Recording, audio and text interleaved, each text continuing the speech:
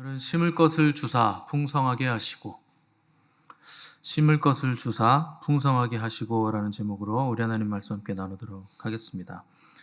바울은 하나님께서 고린도 교회 성도들을 풍족하게 하신 이유에 대해서 모든 착한 일을 넘치게 하심이라 이렇게 말을 했습니다.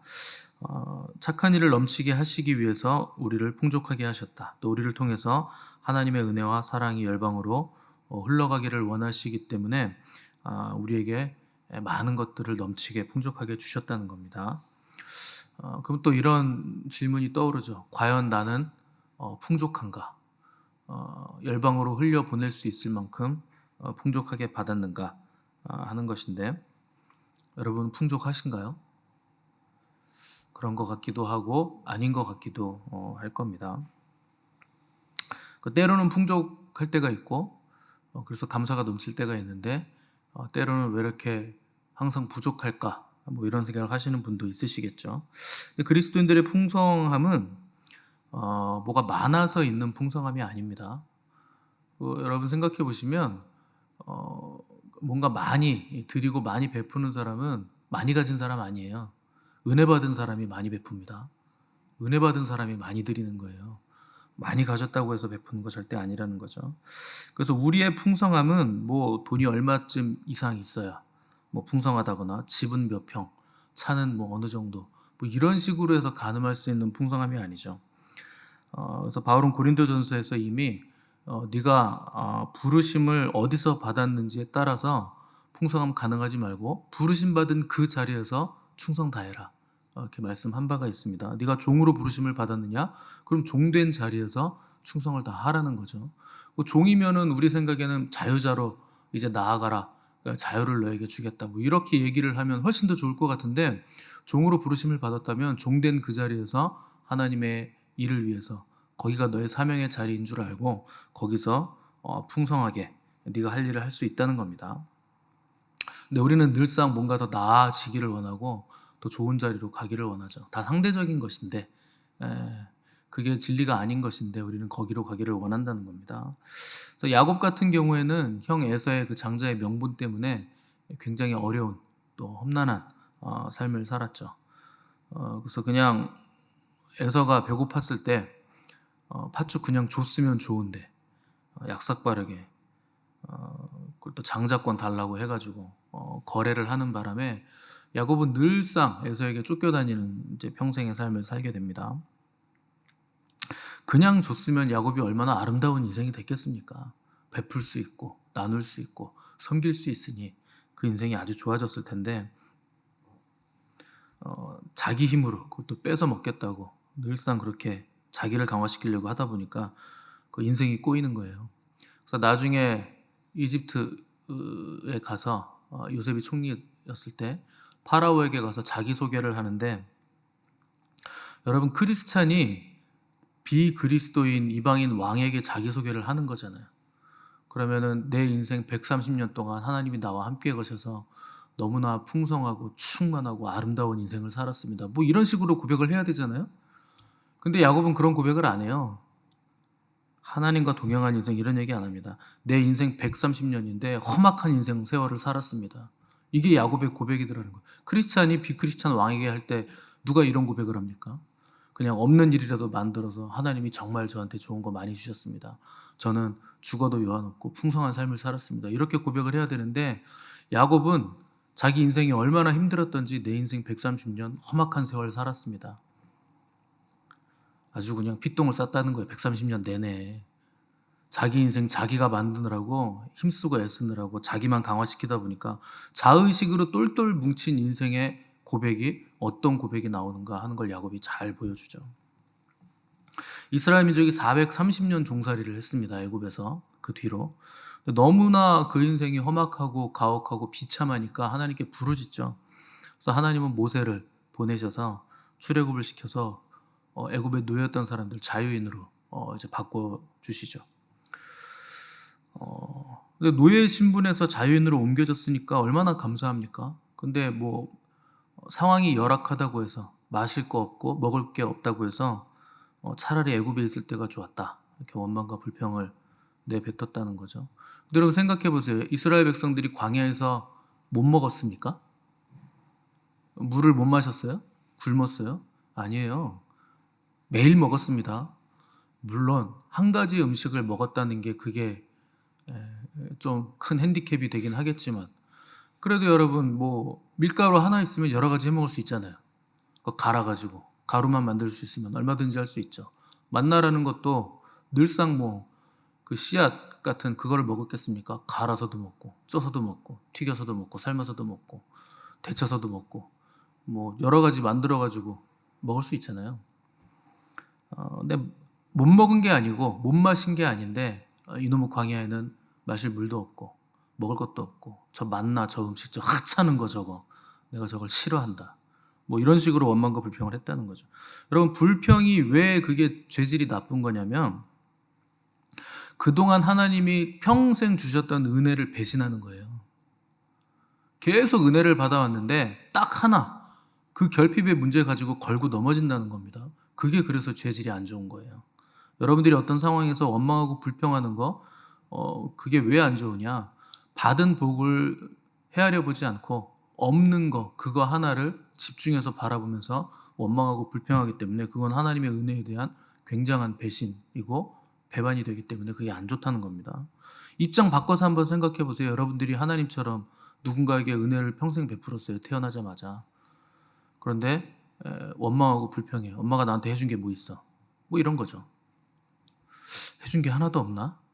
여러분 이렇게 반성하겠습니까? 아니면 나가? 뭐 이런 식으로 반응을 하시겠습니까? 그 죄질이 그래서 나쁜 거예요. 배신하는 거죠. 그래서 원망하고 불평하니까 하나님이 결국 광야에서 가나안으로 이제 들여보내 주십니다. 그래서 가나안에 가서 이제 농사를 짓기 시작하고 여러 가지를 먹기 시작하니까 이제 또 더 많이 먹기 위해서 우상 숭배하러 달려가더라는 거예요. 그러니까 얼마나 이게 황당한 일입니까? 이게 얼마나 기가 찬 일이에요. 그러니까 인생은 늘 환경을 조금 더 좋게 바꾸기 위해서, 좋은 상황으로 나아가기 위해서 처지가 조금 더 좋은 방향으로 계속 방향 전환을 하더라는 거죠. 하나님에게는 관심이 없는 거예요. 하나님의 마음에도 전혀 관심이 없는 거죠. 그저 내 입에 맛있는 거 들어오는 거, 더 많이 들어오는 거, 더 좋은 거 들어오는 거, 남들과 비교해서 내가 창피당하지 않는 거, 뭐 그런 거에만 우리가 늘상 관심을 쏟더라는 거죠. 있는 에너지를 거기다 다 쏟아붓는 거예요, 평생. 그래서 오늘 본문 보시면 바울이 구약 성경을 두 구절 인용했는데 9절 보시면 기록된 바, 구약 성경을 인용했다는 뜻입니다. 기록된 바라고 나오는 건 기록된 바 그가 흩어 가난한 자들에게 주었으니 그의 의가 영원토록 있느니라 함과 같으니라. 이게 시편 112편 9절 말씀인데 이렇게 되어 있습니다. 그가 재물을 흩어 빈궁한 자들에게 주었으니 그의 의가 영구히 있고 그의 뿔이 영광 중에 들리리로다. 그러니까 하나님께서 부와 재물을 주신 이유는 뭐냐? 오늘 우리가 읽은 것처럼 씨앗이 된다는 거예요. 그게 씨가 뿌려지기 위해서 믿는 자들에게 씨앗을 줬다. 종자를 주었다. 그래서 너희들이 그걸 뿌리면 그게 풍성한 열매로 맺어지게 되는 거다. 그것을 위해서 우리에게 재물을 주셨다 하는 거죠. 그래서 그가 재물을 흩어 빈궁한 자들에게 주면 그의 의가 영구히 있느니라. 그게 의로운 일이 된다는 거예요. 그러면 재물을 어떻게 써야 되는 것인가? 당연히 첫 번째는 무엇보다 하나님과의 관계에 쓰는 것이 가장 합당하게 재물을 잘 쓰는 겁니다. 그래서 하나님과의 관계에 힘을 쏟는 거, 하나님께 드리는 거, 그게 하나님과의 관계에서 가장 우리가 재물을 잘 쓰는 것이고, 그렇게 쓰면 부와 재물이 와도 흔들림이 없고 견고하다 하는 것이죠. 우리나라 분들은 부유함에 대한 편견이 있습니다. 부자를 이렇게 적으로 간주하는 거예요. 뭐 아닌 분들도 많이 있지만 그런 생각을 가지신 분들이 생각보다 굉장히 많습니다. 부자는 적이다 하는 거죠. 그래서 또 특히 그리스도인은 부자가 되면 안 된다, 이런 생각들을 또 기독교인들이 가지고 있습니다. 그거 누가 뿌린 잘못된 씨앗인가 하면 그 누구예요? 성 프란체스코, 아시시의 성자라고 부르는 그 성 프란체스코, 자기 있는 재물 다 팔아가지고 가난하게 평생 가난하게 살았기 때문에 그때부터 그리스도인들이 그리스도인은 저렇게 살아야 되는구나, 아주 이상한 생각을 하게 됐는데 뭐 사람에다가 왜 성을 갖다 붙였는지 모르겠지만 하긴 뭐 우리도 성도니까 붙여도 되긴 되겠네요. 거룩한 백성이니까. 근데 그렇다고 해서 그 사람이 표준이 되는 건 아닙니다. 그건 그 사람의 몫이고 그리스도인이 무조건 가난하게 사는 게 좋은 게 아닙니다. 하나님 우리가 부유해지길 원하세요. 하나님이 부유하신 하나님이시고 특별히 여러분들 잘못 생각하시는 게 있는데 목회자는 가난해야 된다. 뭐 성도는 부자여도 되고 목회자는 가난해야 됩니까? 그 목회자가 좀 뭘 이렇게 누리면 그게 이렇게 막 눈꼴신 거예요. 저거 목회자가 말이야. 저런 거 타고 다닌다고. 그럼 뭐 당나귀 타고 다닙니까? 뭘 타고 다녀요? 저거 목회자가 말이야. 집이 저기 몇 평. 그 잘못된 생각입니다. 뭐 또 이런 생각을 하세요. 우리 사회 그 돈 잘 버는 기업 걸 뺏어가지고 국민들에게 나눠줘야 된다. 아주 나쁜 사람들이에요. 여러분 그 기업 일구는데 평생 그 걸린 거예요. 피땀 흘려 번 돈인데 뭐 과정 중에 뭐 도덕적으로 나쁜 일이 뭐 잘못된 일이 있을 수야 있었겠죠. 근데 그게 우리랑 무슨 상관입니까? 그거 굉장히 잘못된 생각이에요. 그러면서 또 자기들은 또 부자가 되고 싶어 합니다. 그 얼마나 나쁜 사람들이에요. 얼마나 이율배반적입니까? 열심히 땀 흘려서 부자가 되십시오. 안 말려요. 그리고 하나님 일 위해서 마음껏 쓰세요. 하나님이 그걸 원하신다는 거죠. 원래 부유함은 은사입니다. 돈 많이 버는 건 은사예요. 그건 재능이에요. 그 많이 번다고 해서 나쁜 것도 아니고 적게 번다고 해서 뭐 거룩한 것도 아니고 그냥 하나님이 그 사람에게 주신 은사적인 부분이고 그걸 가지고 하나님 또 사용하라고 하시는 거죠. 그래서 잘 쓰면 부유함은 복이 됩니다. 그래서 그가 재물을 흩어 빈궁한 자들에게 주었으니 그의 의가 영구히 있다. 그 돈 많은 사람이 재물을 잘 쓰면 그의 의가 하늘나라에 영원히 쌓여져 있다 하는 거죠. 자, 두 번째 재물을 어떻게 쓰느냐? 첫 번째는 하나님과의 관계를 쓰는 것이고 두 번째는 사람과의 관계를 위해서 재물을 쓰셔야 됩니다. 아까 말씀드렸지만 돈 쓰는 사람들 부자라서 돈 쓰는 거 아닙니다. 베푸는 사람들도 그렇고 하나님의 은혜가 있기 때문에 쓰는 거예요. 받은 은혜가 너무나 크기 때문에. 돈 되게 많은데 이렇게 매달아 놓고 맨밥 드시는 분 계시잖아요. 굴비예요? 뭘 매달아 놓는 겁니까 그게? 그 자린고비인가 뭔가 그거. 그런 사람 많아요. 은혜라는 건 그 특징이 있어요. 은혜는 그 흘려 보내는 거예요. 그 받았으면 흘러가야죠. 또 쌓아두면 썩습니다. 만나를 여러분 뭐 이빠이 걷어보십시오. 다음날 아침 되면 다 벌레 나고 썩고 냄새나죠. 그렇게 쟁이지 말라는 겁니다. 하나님은. 그냥 그날 먹을 거 있으면 그날로 만족하라. 그래서 끊임없이 흘려보내야 썩지 않고 동록이 생기지 않는다. 그래서 하나님과 사람과의 관계를 위해서 재물을 계속 사용하고 선용해라 하는 것이죠. 그래야 재물에 흔들리지 않는 사람이 된다는 겁니다. 10절 11절 보시면 심는 자에게 씨와 먹을 양식을 주시는 이가 너희 심을 것을 주사 풍성하게 하시고 너희에 의해 열매를 더하게 하시리니 너희가 모든 일에 넉넉하여 너그럽게 연보를 하면 그들이 우리로 말미암아 하나님께 감사하게 하는 것이라. 이것도 이사야서 말씀 인용한 겁니다. 이사야서 55장 10절에 이렇게 돼 있어요. 이는 비와 눈이 하늘로부터 내려서 그리로 되돌아가지 아니하고 땅을 적셔서 소출이 나게 하며 싹이 나게 하여 파종하는 자에게는 종자를 주며 먹는 자에게는 양식을 준다. 이런 구절이 있습니다. 그러니까 하나님이 파종하는 자에게 씨를 주신다는 거예요. 그러니까 여러분들이 더 많이 흩어 구제하면 더 뿌릴 수 있는 씨앗을 하나님이 주신다는 거죠. 만약에 하나님이 종자를 주지 않으면, 씨를 주지 않으면 어떻게 뿌립니까? 씨가 없는데 뭘 뿌립니까? 그럼 열매를 못 맺는 거죠. 그래서 가장 어리석은 사람들이 그 종자를 먹는 사람들이죠. 내 배 불리기 위해서 뿌려야 되는 것을 그냥 내가 먹는 거예요. 그러면 내년에는 뭘 먹습니까? 올해 그걸 다 먹어버리면 하나님이 나누라고 뿌리라고 거두라고 줬는데 그걸 내가 홀랑 다 챙기고 먹었어요. 그냥 내 배만 불렸어요. 그럼 내년에는 굶는 거죠. 뿌리지 않았으니까. 그것과 같다는 거예요. 하나님이 재물 주셨을 때 내 배만 배불리기 위해서 주신 것이 아니라 그걸 씨로 주셨다는 거예요. 종자로 주셨다는 거예요. 네가 그걸 뿌리면 교회가 많은 사람들이 풍성하게 먹고 하나님께 감사할 거 아니냐. 그러기 위해서 주신 거라는 거죠. 결국 연보를 하는 사람들이나 그 연보를 받는 사람들이나 모두가 하나님의 풍성함 때문에 감사할 수 있게 된다. 그것을 위해서 주셨다 하는 거죠. 어제 선교사님하고 통화했는데 너무 말할 수 없는 감사를 여러분들에게 전해달라고 말하지는 않았지만 감사의 마음이 전달이 되는 바람에 제가 또 말씀을 드립니다. 이게 받은 은혜를, 이 사랑을 어떻게 갚을까요? 이렇게 말씀하시고 아직 좀 어지럽긴 하지만 다음 달 15일까지는 아마 있을 것 같아요. 한번 오실 거예요. 제가 잠비아에 놓고 온 제 자켓을 가져왔기 때문에 그거 주러 오셔야 됩니다. 놓고 오는 바람에 들고 오셨더라고요.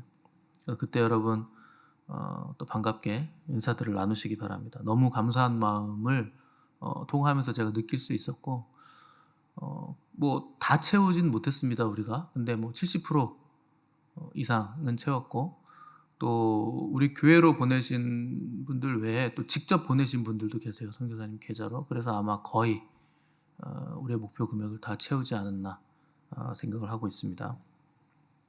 그렇게 사는 겁니다. 그러면 여러분들이 씨를 뿌리셨잖아요. 그러면 나중에 여러분들 어려울 때가 올 거 아닙니까? 그러면 또 여러 사람들이 여러분들에게 또 씨를 또 뿌리는 거예요. 보내는 거예요.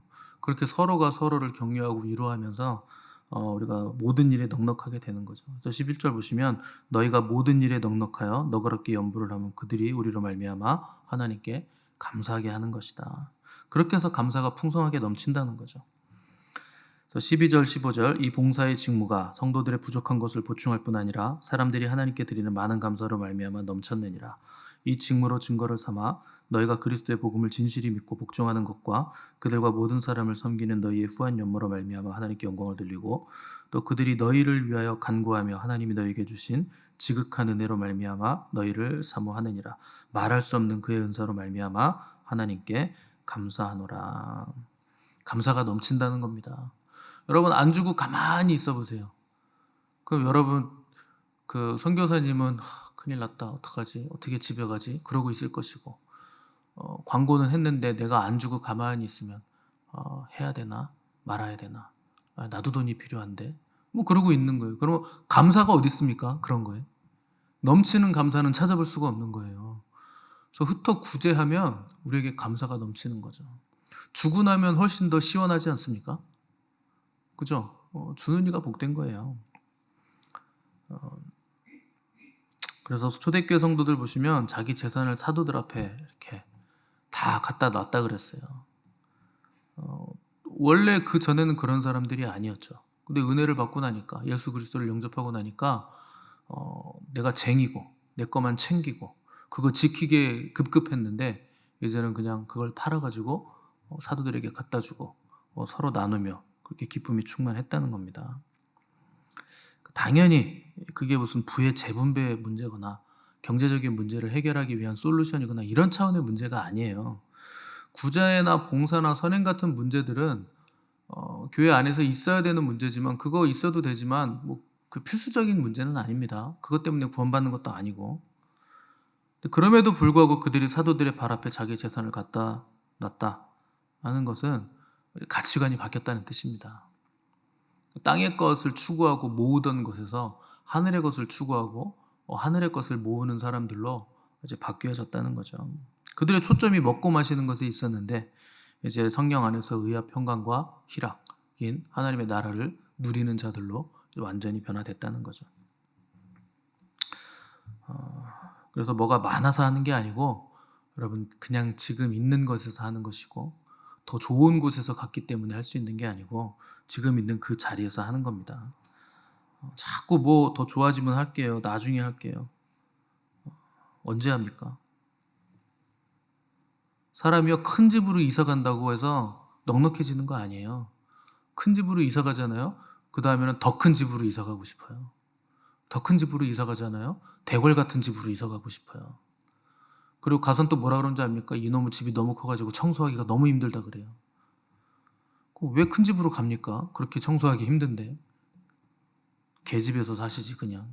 다 베풀고 좁은 집에서. 그 사람은 그런 거예요. 큰 집 가면 큰 집이라고 불평하고 작은 집 가면 작은 집이라고 불평하고 언제 감사합니까? 베풀면서 감사하는 거죠. 베풀면서. 큰 집 갔는데 은혜를 크게 받은 거잖아요. 그럼 왜 불평합니까? 사명을 따라 가지 않았다는 거예요. 내 욕망을 따라간 거지. 그러니까 불평이 나오죠. 불만이 나오죠. 사명을 따라가면 그 자리에서 감사할 수 있습니다. 하나님과 함께 했기 때문에, 범사에 하나님이 형통하게 하시는 걸 경험하기 때문에. 그래서 요셉은 감옥에서도 불평 원망 안 합니다. 내가 반드시 총리가 돼야지 그래서 버틴 거 아니에요. 거기가 자기가 있을 자리고 사명의 자리라고 여겼기 때문에, 그 자리에서 하나님과 함께 했기 때문에 하나님께서 범사에 형통하게 하신 거죠. 예수님 태어나신 곳은 베들레헴이었어요. 구유에 누이셨고, 자라신 곳은 시골 마을이었고, 가장 천한 시골 촌구석 나사렛에서 무슨 선한 것이 나오겠느냐. 거기서 태어나시고 자라셔가지고 세상을 뒤집어 놓으신 거예요. 예수님은 못하신 일이 없어요. 그래서 뭐가 많아서 하는 게 아니고 있는 그 자리에서. 뭐가 중요한 겁니까? 내가 어디에 있는가가 중요한 게 아니고 하나님이 나와 함께 하고 계시는가. 그게 중요한 거죠. 그래서 우리가 여기 앉아 있는 거, 지금 여기에 있는 거, 이 시대에 지금 태어나서 지금의 삶을 살아가고 있는 거, 이게 감사한 일입니다. 이게 은혜고, 그래서 말씀 안에 날마다 우리가 거하는 것이 감사고, 드릴 수 있는 것 자체도 다 감사의 이유가 되는 것이죠. 줄 수 있고, 나눌 수 있고, 누릴 수 있고, 받을 수 있고, 기뻐할 수 있는 것, 여러분 이것을 감사함으로 여기시고 주 안에 있는 믿음의 가족들과 함께 충만한 감사와 기쁨을 나누시는 저 여러분 되시기를 간절히 바랍니다. 함께 기도하겠습니다.